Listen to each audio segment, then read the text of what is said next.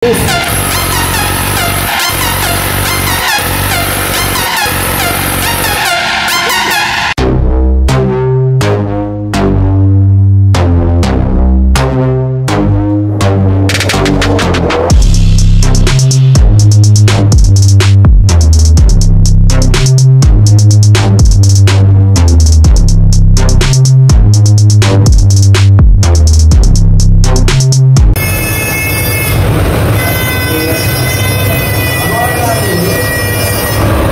what's up mga boss, may ginagawa nga pala nga ngayon tayo na ADB 150cc. Bale ito nga pala mga boss, medyo maingay yung transmission niya.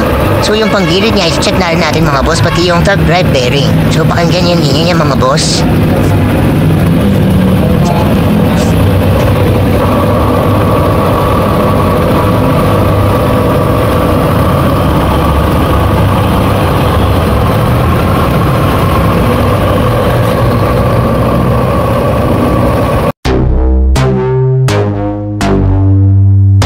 So step by step mga boss, ganito yung gagawin natin kung sakali mga boss. So babakalisin natin yung mga tornilyo rito mga boss, yung panggilid niya at tinatawag.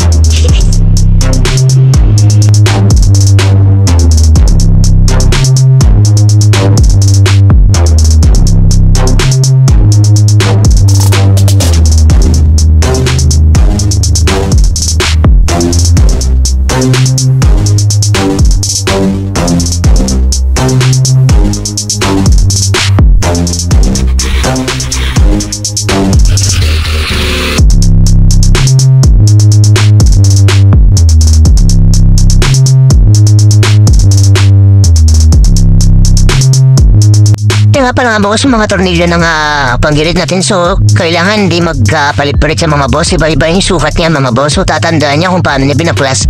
Pwede niya rin pa syempre ibabalik mga boss.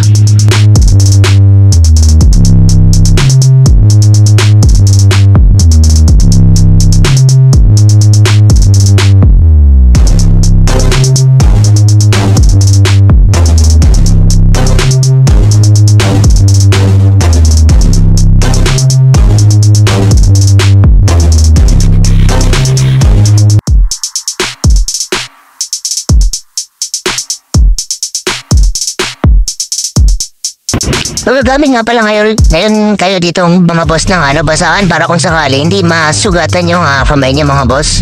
Kung sakaling mainit pa yung ating clutch lining.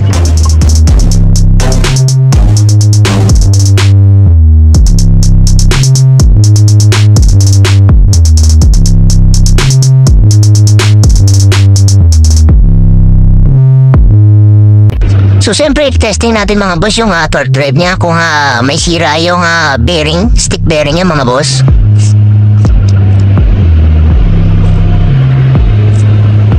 So pinaikot natin mga boss, so wala naman dito yung ingay niya.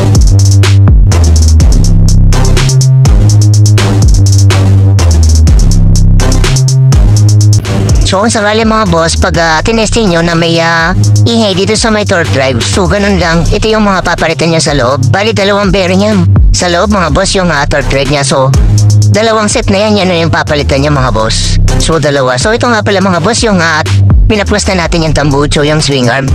Tsaka itong gulong, kailangan ma-access at matanggal nyo rin to mga boss para kung sakali ma-access natin yung transmission.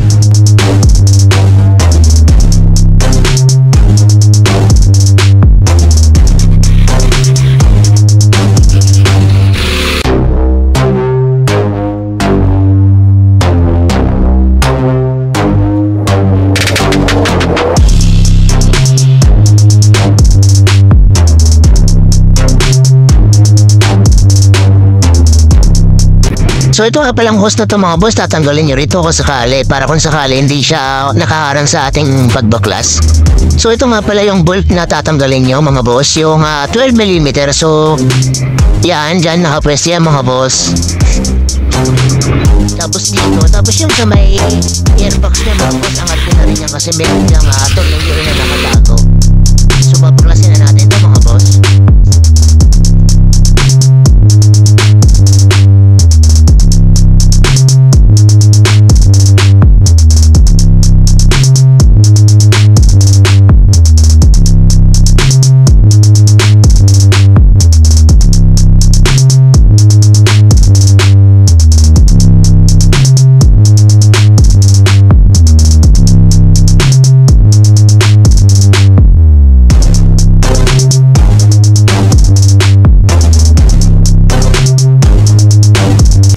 So ito nga pala mga boss, inamat na natin yung transmission niya. So malinis naman yung transmission niya. So wala ka namang bakas na makikita na sira yung transmission niya. Pero syempre, check niya rin yung mga bearing nito mga boss. So ito yung chinek natin. So malinis talaga yung niya, transmission. Hindi mo talaga makikita na mapapaginalaan na sira yung transmission.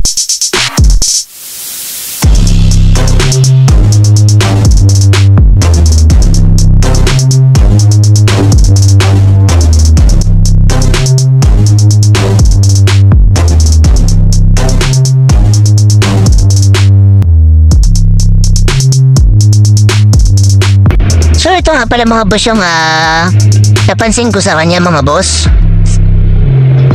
Ito mga boss yung niya, mauga. Mauga yung bearing niya. So may clearance na tapos magaspang yung ikot ng bearing. So possible ito na yung papalitan natin mga boss yung bearing nito. So dito lang siya nagka-problema. May play na siya ng konti mga boss. Bale may play na siya. So yan yung bearing na papalitan natin mga boss. Bali ang bearing nga pala niya mga boss, yung size niya mga boss, eto nasa video natin mga boss. Tapos nyo lang hanggang dulo mga boss.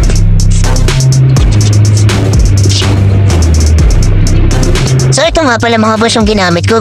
Binalik ko yung bali yung nut niyan. Tapos gumamit ako ng socket na 19mm. Tapos gumamit kayo ng mabigat na pampukpok para kung sakali matanggal natin yung bearing yan. Dahan-dahanan niya lang mga boss. Kasi lalabas naman niya para kung sakali hindi masira yung nut. So ganyan lang yung discarding ginawa ko sa kanya. So katok-katokin niya lang. Kailangan mabigat yung martilyo nyo para mas mabilis lumabas yung bearing. So ganyan mga boss. So napakadali lang diba? So may clearance tong bearing niya mga boss. Ang laki ng play niya. So possible ito talaga yung pinagsisimulan ng ingay ng transmission. So sa transmission gear naman wala namang mamatama ito kasi marinis naman yung gear oil niya. So ito na nga pala yung bago natin natagkal natin. So ito nga pala yung bago na ipapalit natin. So ang sukat niya mga boss 6204. Tapos nga pala mga boss, bale, hindi ko na napakita sa inyo yung paglagay. Bale, gumamit lang ako dyan ng tubo. Nakasaktong-saktong tubo lang ganyan yung pwesto niya mga boss. Tapos pupukin niya na lang ng mabigat para ilang palo lang pumasok na agad yung bearing niya. So ingatan niyo lang magasgasan yung axle niya mga boss. Yung sa piece niya ng mga bearing niya kasukali. Para hindi masira yung o-ring. So ganun lang mga boss. So ibabalik na natin tong tinanggal natin na pyesa.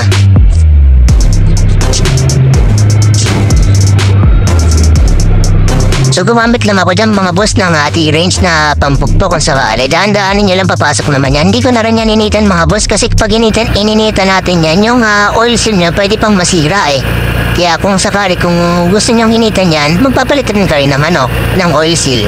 Ganun lang mga boss. So step by step ganito lang yung gagawin natin. So dito lang video natin mga boss. Huwag nyo sana kalimutang supportahan nating channel mga boss kung may natulong ko sa inyo mga diskarte, tips and guides.